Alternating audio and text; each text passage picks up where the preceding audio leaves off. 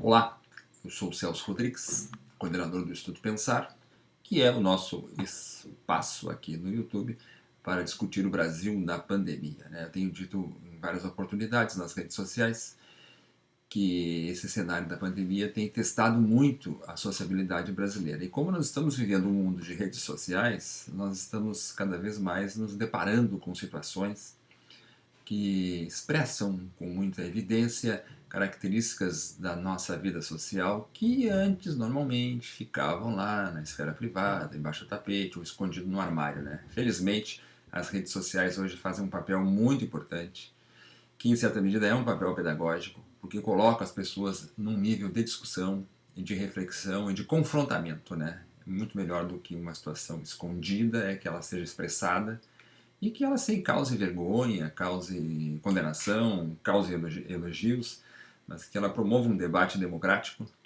que aliás é o que aperfeiçoa a nossa própria sociedade. Estou me referindo, obviamente, ao episódio aquele em que a cidadã disse: cidadão não, engenheiro formado melhor que você.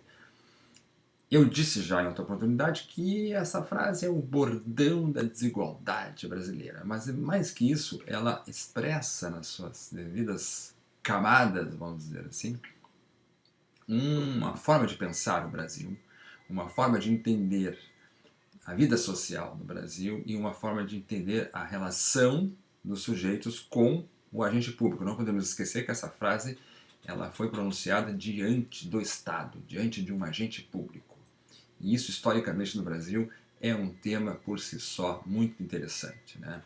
Vejam, por exemplo, que os ideais de liberdade, de igualdade, os ideais de fraternidade, de propriedade, como diria, os direitos individuais, esses que formam o caldo principal de uma democracia representativa, eles chegam ao Brasil trazidos na bagagem dos filhos das elites mineradoras, das elites canavieiras, quando eles vão estudar na Europa e retornam ao Brasil trazendo essas ideias como uma forma de mover-se contra o Estado. Então veja que os nossos ideais democráticos, os nossos direitos mais fundamentais, eles se formam no Brasil a partir de uma visão bastante elitizada, de uma elite escravocrata, em relação à qual ela não tomou nenhuma atitude diferente, a não ser manter a escravidão, e principalmente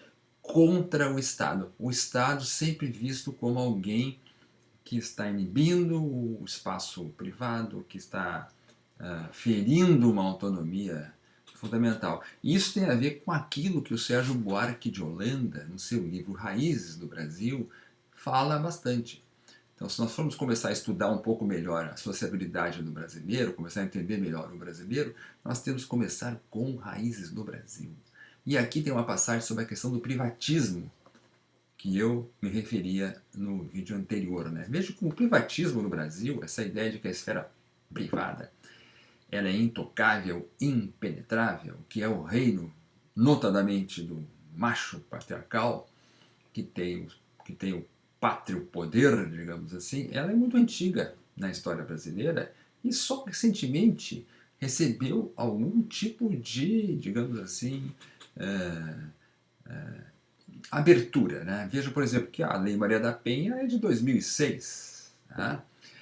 A PEC das domésticas, que tenta regular uma relação que ocorre dentro da esfera privada, tenta publicizar uma relação dentro da esfera privada, também é muito recente.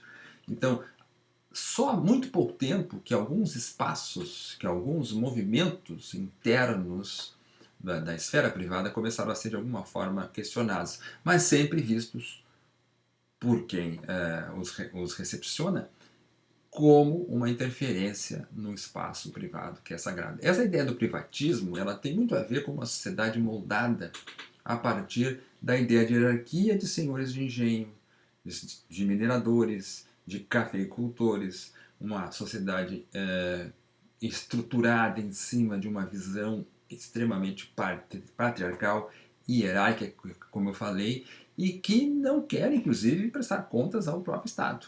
Então, de certa forma, o privatismo que o Sérgio Buarque de Holanda traz aqui, na sua obra, está muito bem expresso ali na recusa generalizada que existe no Brasil em respeitar limitações óbvias para alguns, né? Vamos criar limitações para evitar que o vírus se expanda, né? Rapidamente se erguem as teorias conspiratórias, se criam versões das versões de que há sempre algo por trás dessa ação do Estado, né? E vejo nesse caso uma situação exemplar. Há um outro aspecto também nesse episódio, que é a questão do diploma, né? Eu não vou falar aqui muito sobre a questão do doutor no Brasil, né, que em si mesmo já mereceria um programa especial, né? Há quem diga que advogados devem ser tratados como doutores por causa do decreto do Dom Pedro I lá de 1827. Mas esse é um assunto para uma outra oportunidade. Mas ali o diploma entra em ação como um brasão, uma insígnia para diferenciar. Notem sempre que no Brasil a diferença tem essa função. Vejam, quando a pessoa ali diz cidadão não, ela está dizendo que ser cidadão me inferioriza. Logo não, eu não sou cidadão. Mas engenheiro formado, ou seja, diplomado, me eleva. Então veja que interessante, né? Ser cidadão, ou seja, ser igual aos outros em direitos e deveres, é um valor negativo. Então eu digo, não, eu não sou cidadão. Eu sou aquele sujeito que é formado. Uma espada sobre o meu ombro, sobre o outro ombro, em nome da faculdade tal, eu me torno um superior, um diferente.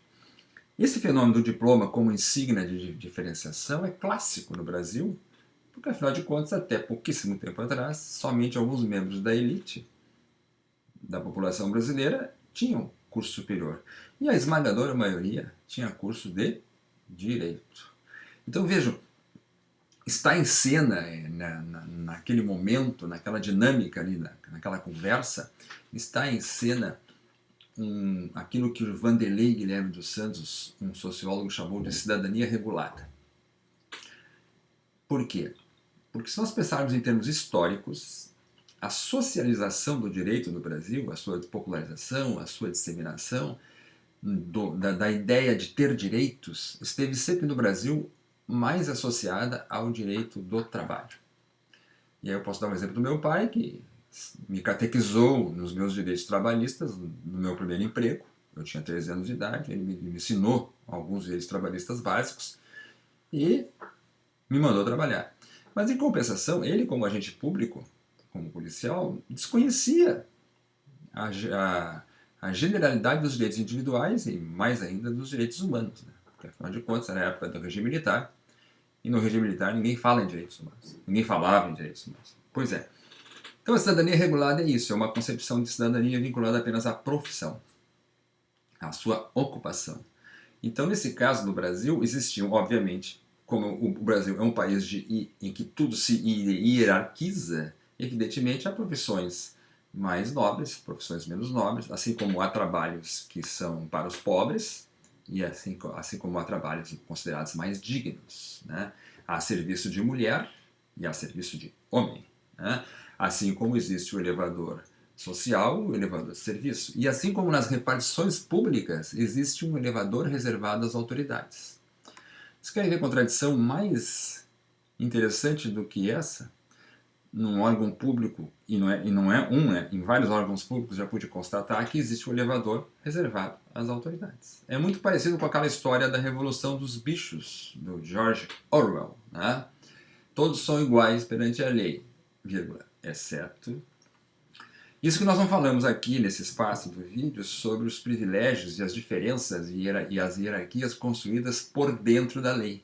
Mas isso vai ser um assunto para um outro momento. Por enquanto, eu tenho para dizer para vocês que eu sou cidadão, sociólogo, sou igual a você. Se você gostou desse vídeo, clique na mãozinha, converse com seus amigos, comente e dê a sua opinião, apresente seus argumentos, inscreva-se no canal, que nós vamos continuar nossas crônicas da pandemia daqui para frente. Um abraço a todos e todas.